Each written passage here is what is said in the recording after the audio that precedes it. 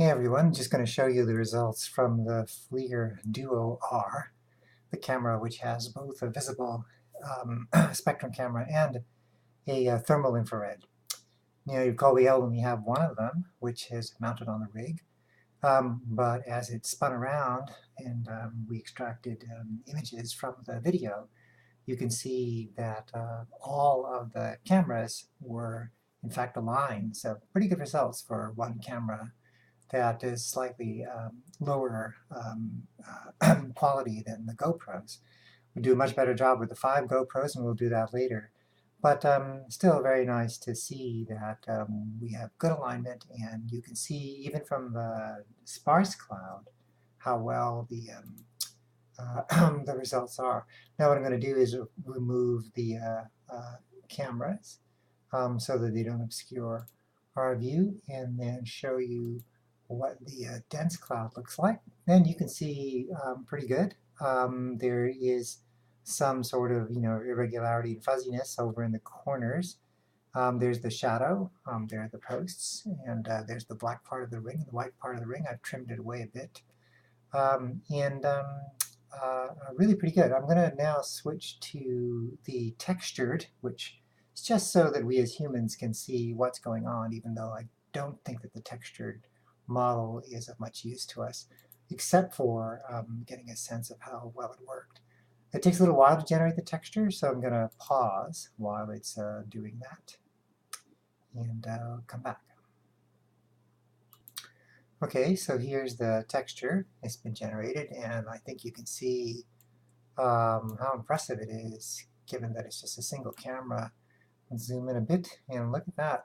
Looks like real vegetation. Again, you can see distortion here in the corners. We're not going to do as good a job with one camera, but in the center where the camera is mostly looking, and there's a lot of overlap, pretty good rendering of the vegetation and the dead vegetation. I suppose that's lichens, rocks, and the like.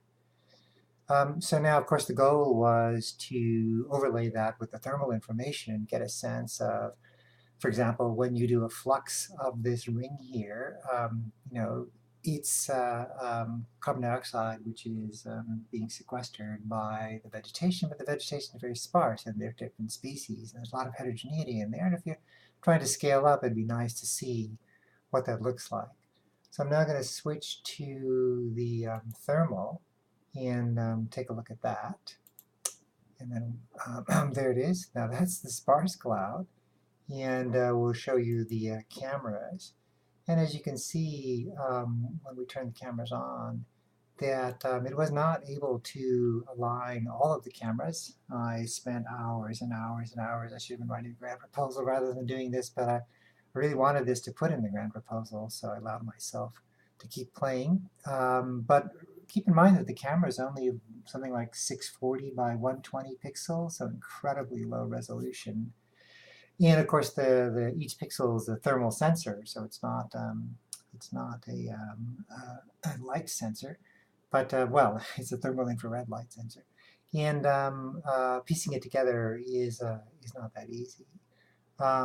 If we remove the cameras again, and then go to the dense cloud, you can see that this thing I described as sort of a pizza or a cheese omelet shows what it was I was hoping to show or to look at, which is the fact that there's a tremendous amount of heterogeneity here, and vegetation is where we'll get the darker, bluer, redder colors, and the whiter, hotter colored yellow would be where there's either no vegetation or dead vegetation or things like that. So pretty nice. I feel that you might imagine that we can now take this, and if we had markers, which we don't, markers that could be picked up by the thermal infrared. We used a black bar before. Then we could accurately line these two up. I've done the best I can using Photoshop. I'll bring that up here. And I think you'll see that, let's get into the frame here, that we'll zoom out out, that if we try to line it up, let's see, we can then, let's see, well, I'm going to zoom in again. Sorry, zoom in again. Anyway, let's see if we can bring this more to the center.